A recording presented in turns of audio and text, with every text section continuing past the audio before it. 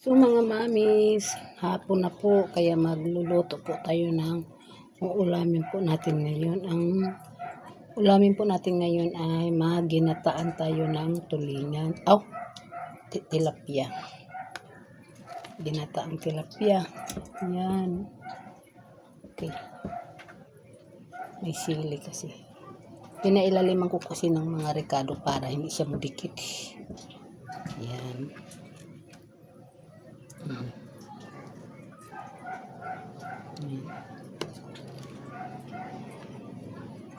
Yan. Tapos lagyan po natin ng bitsin. Bitsin ilagay natin, hindi magic sarap. Tapos ilagyan po pala natin ng ito, talbos ng kamote at saka ito, talong. Itong talong doon po sa garden natin, saka ito, tapos kamote sa garden natin. Ito po yung gata na ilagay po natin. Ito po yung mga rekado. Yan. Nanghugas po ako mga kaibigan. Nanghugas po ako. Yan. Ilagay po natin ito. Kasi ipaksyo ko muna to bago ko lagyan ng gata. Para yan.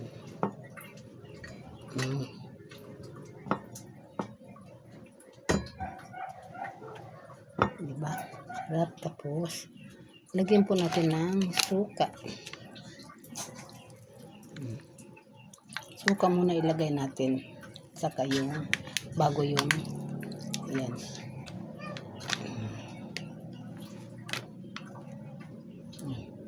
Lagyan po natin ng iodize. Iodize po ang gamit ko kasi.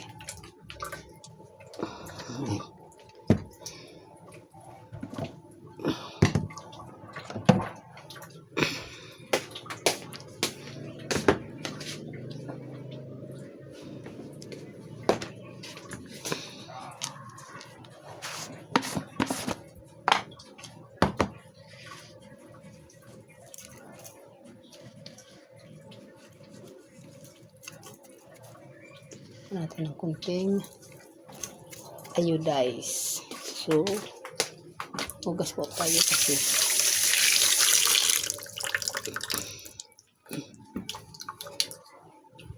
So, ngayon,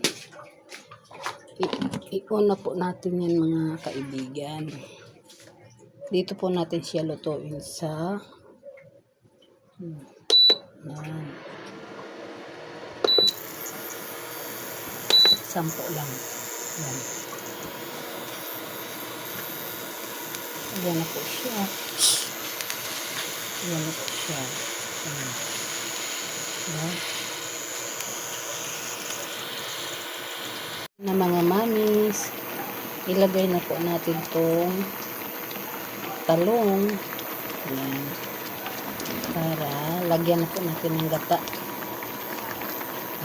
Yan. Ito natin yan.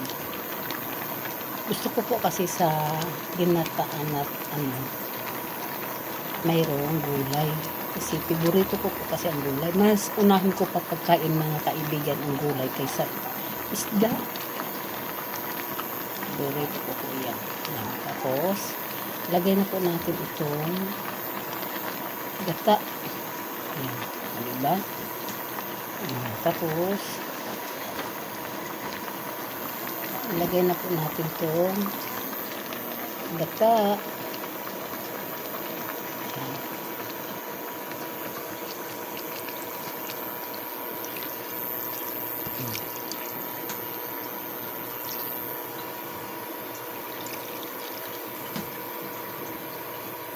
Yes. Tapos, takpan po natin mga mami, mga kaibigan. Ayan na po siya. Ito na po. Lagyan na po natin siya ng talbos. Gusto ko po kasi may raming gulay. Ito. Ayan. Unahin ko po yung pagkain ng gulay kaysa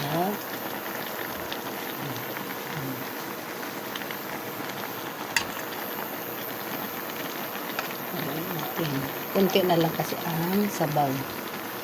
Lagyan ko po siya ng gata. Diba? Pero pinaksiw ko muna siya, nilagyan ko muna siya ng Oh, nilagyan ko siya ng suka. Ayan. Ayan natin. Ayan na po. Ang sarap na po ng ulam natin. Mga mami, mga kaibigan. Ginataang tilapia na may gulay na pinimag. Ganito kasi ako pag magluto ako ng ginataan na tilapia. Kailangan may gulay. Kasi ang gulay ang unahin ko niyan kaysa isda.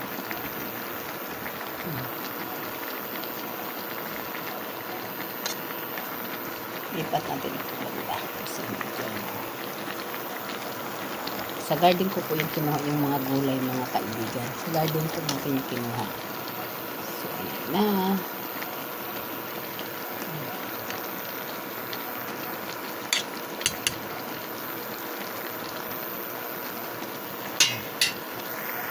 Ayan na po siya. Ating gulay.